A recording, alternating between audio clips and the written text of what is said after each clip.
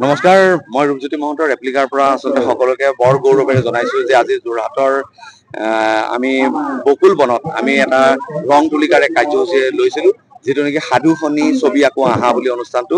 এই অনুষ্ঠানত যোৰহাটৰ বিভিন্ন প্ৰান্তৰ পৰা আমাৰ কণকণ মইনাহঁত উপস্থিত হৈছে। তেওঁলোকে সাধু শুনিব আৰু সাধু শুনি তেওঁলোকে সেই সাধুৰ ওপৰত মনত যি ভাৱ উদয় হ'ব এয়া তেওঁলোকে ছবিৰ আকাৰেৰে প্ৰকাশ কৰিব। তো আমি বকুল বনৰ এই স্থানখন বাছি লোৱাৰ আমাৰ উদ্দেশ্য হৈছে যে বকুল বনৰ ঐতিহ্য যাতে অটুট থাকে, বকুল বনৰ বিষয়ে যাতে কণকণ মইনাহঁতে জানে, বকুল বনৰ কবিনো কোন সেই বিষয়ে আচলতে পৰিচয় কৰাই দিব সাধু লগা কিছুমান সঁচা ঘটনাই। সঁচা এই কথাবোৰে আচলতে আমাৰ নৱপ্ৰজন্মক কণকণ মইনাহঁতক উৎসাহিত কৰিব, অনুপ্ৰাণিত কৰিব আৰু তেওঁলোকে অনাগত দিনত আচলতে আমাৰ অতীতৰ কথা নাপাহৰি, আমাৰ জাতিৰ কথা নাপাহৰি আগলৈ যি বাট বুলিব তেওঁলোকক সহায়ক হ'ব বুলি আমি আশা ৰাখি ভাবিয়ে আচলতে এই কাৰ্যসূচী ৰেপ্লিকাৰ তৰফৰ পৰা আমি উদ্যোগ লৈছিলো।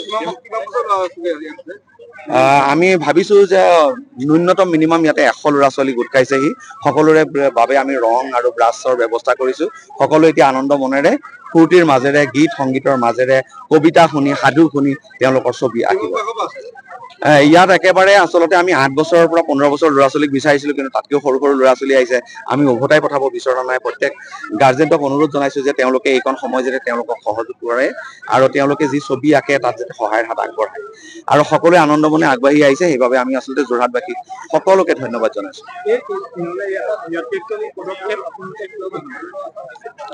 আচলতে আমি সততে শুনি থকা কিছুমান খবৰে আমাক বৰ জুৰুলা কৰি আহিছে।